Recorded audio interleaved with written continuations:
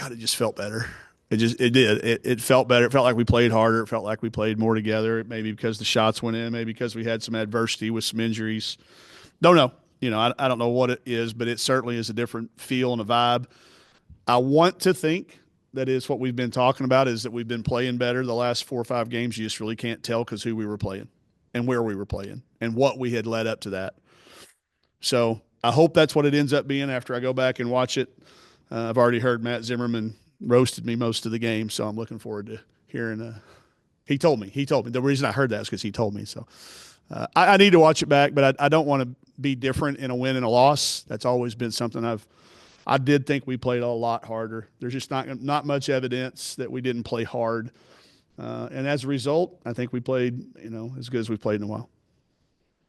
Talking about it just kind of feeling different. I know you bring up, volleyball sets. If it was, y'all would have I know 4-0 this time. So we've been talking about that. yeah, just the fact that y'all, I guess, never there was never a moment that it seemed like the team wasn't you didn't let them climb back Yeah, and get on a run, I guess is what I'm asking. How good was that to just see your team protect a lead? really good. It's my fault that it was 4-4 forever in the fourth quarter. I'm looking up doing the whole safe lead algorithm in my head, and I'm not that good at math. But like I'm, telling us to slow it down, try to get under 10 seconds in the shot clock, and knowing that, there had been a struggle to score offensively. Could they get 19 points in the last? Yeah, they could have. So I got us really tentative, and we turned it over a few times. So that was on me. But other than that, I thought our pace was great, and yeah, being able to control it and win all 4 quarters, and I think that's what happens when you start talking about it. I told them at halftime, I said we are undefeated in games in which we outscore our opponents in all 4 quarters, and they all kind of looked at me like, yeah, no, yeah, got you, coach. So I think we'll keep going with that. But I thought it was as close to 40 minutes as we've played all year. Said they tried to slow it down in their situation, but Gary Blair told me he complimented you for slowing it down on the other side. So, Yeah. so I think you have to adapt and go to what your team needs. I also knew we were going to be playing a lot of minutes once I got the word that Keats was out for the game and already being down Kiki. I just thought, maybe walking it up, knowing that we have an extra day to prepare for Florida playing on a Monday. Um, the younger me would have probably not thought of that, but the older I get, the more I realize trying to find a way to be ahead at the end is really important. So I thought we managed every situation that came along. There was a little stretch there. I got a little bit concerned. I felt like they were kind of getting a little bit of momentum. I felt like we had that, oh no, here it comes again look. And then I think we made a little play in which Vera drove it down the lane, or Izzy made a drop off pass to Vera, and she caught it and went and laid it in like, the flashes that we see of her. So thought they were really good. KJ gave us unbelievable minutes again. Phoenix playing 29 minutes with only one turnover, and I think that was one of the first times she touched it. She turned it over. She didn't turn it over after that. Good to see Jenna go, 3 for 9. She wants to go, 3 for 5 or 7 for 10 every game, but 3 for 9, that's 33%, 8 rebounds there. And Izzy getting a near triple double it defies logic. Keats and Kiki. Can you update just maybe the Yeah. situation? Kiki had injury in practice. This new reporting system we had. We was the first player we've ever listed as being out. So she'll be a trivia question, answer to a trivia question for those of y'all looking for a hard one. Who was the first player ever listed as out on a? I don't know. Maybe we had Emery. Oh, really? Yeah, we've been pretty coy, hadn't we? Yeah, first person to ever list. It's an ankle issue that we'll monitor. It's not. I mean, it looked terrible. We were all very worried after looking at it, and it's not as bad we hope. But it'll have her out for some time, and then I haven't talked to Simone yet about Carly just to know what hers is. But we thought she was going to come back out. I do know she got, she's had to play with a mask in the past, so I'm guessing that's what it was. But I don't know that for a fact yet. Danny she had tweaked an ankle in practice, and she tweaked it a little bit, but went and got taped up, and I thought she was really valuable for us tonight playing. I don't know if y'all noticed, but every time Jada Malone went in, we'd sub Danny in there to guard them. I thought they did a really good job there. And then you get, a total of 13 points and 14 rebounds out of Chris and Jenna. Jada Bates came in, did a really good job in the fourth quarter, late in the third. She had an unbelievable 2 days of practice. Really glad we got a chance to reward her because she was really good in practice in our prep. A near triple double for Izzy kind of defies logic. Just whenever you're on the sideline, you see your player just kind of clicking like that. How much, I guess, relief is it to see how many ways she's impacting the game? Yeah, just get out of her way and just keep calling good actions and make sure we got good spacing and, keep her confident. Had great scores in the past, but she's different than all of them. You can, whoever you want to rank up there. Fuller keeps giving me these numbers on, what she's putting up, and she's the top of the scout. Like I'm really good friends with Joni and her staff, and to do it when you're the top of the scout and probably one and two. And then when you get kids hurt, I'm sure they made adjustments, but I'm giving her a triple double because she drew 12 fouls, and I'll make a case it's harder to draw double figure fouls than it is to get 10 rebounds.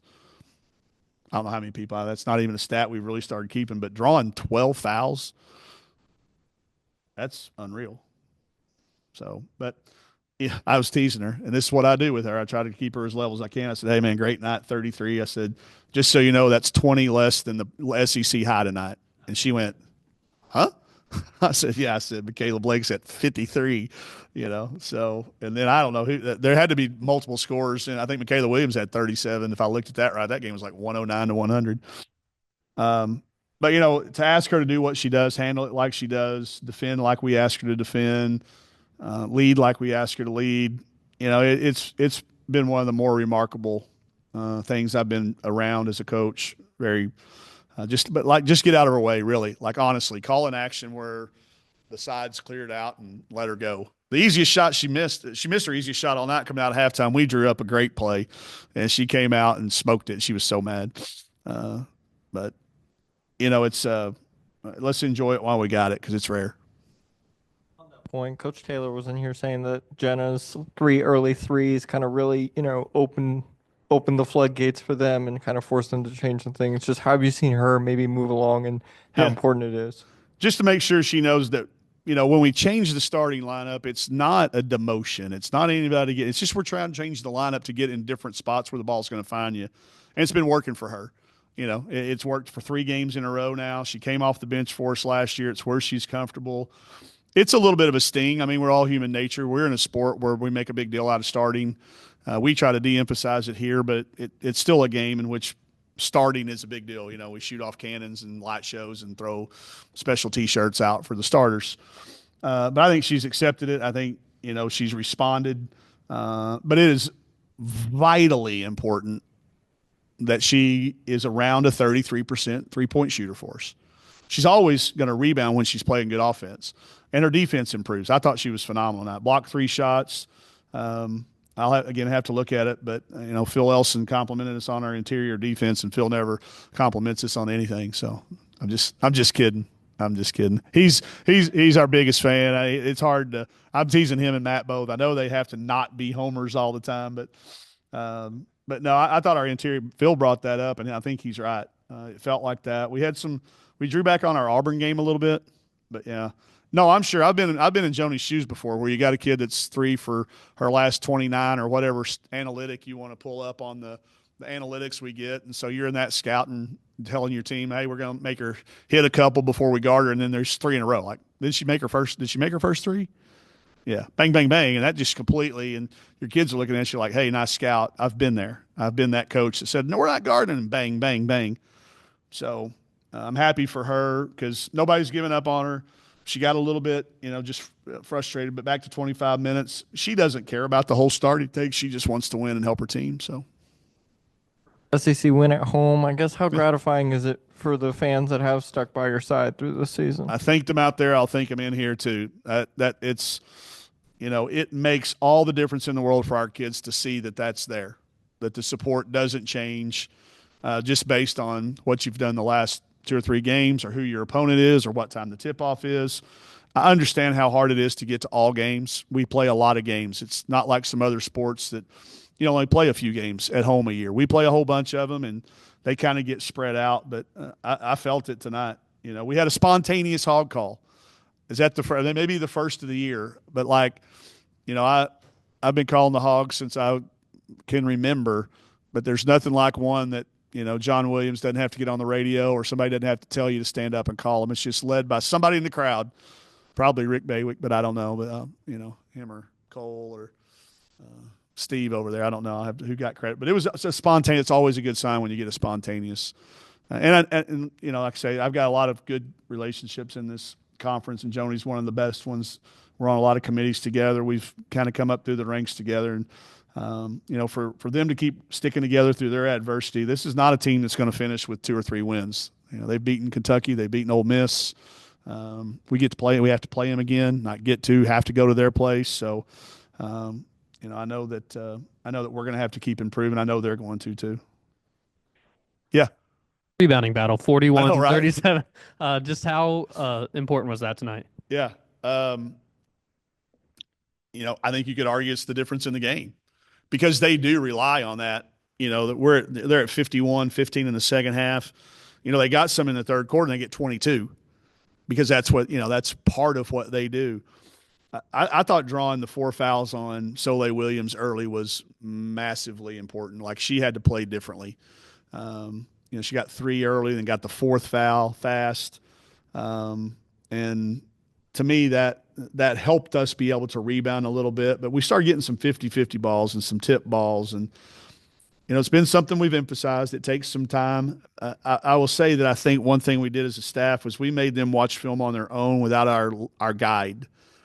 Sometimes when we decide what clips to show, it's, they don't have the same attention.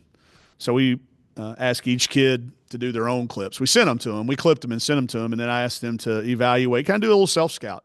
Like, what do you think the opponents are going to say about you when you see this clip? And I think we've done that as a staff. We've reflected on how we've been trying to teach. We've gotten a little ahead of ourselves at times. We've pulled back. We've really become very, very intentional on what we're talking about and how and who's saying it and when we're saying it and our tone. We've had to be very intentional with it going through that stretch. We knew that stretch was going to be tough. And, I hope this springboards us. We've got another home game on Monday, and then I think we go to Georgia after that. So I hope this is some momentum in the positive direction. And, the first one of the year always is good to win at home. All right.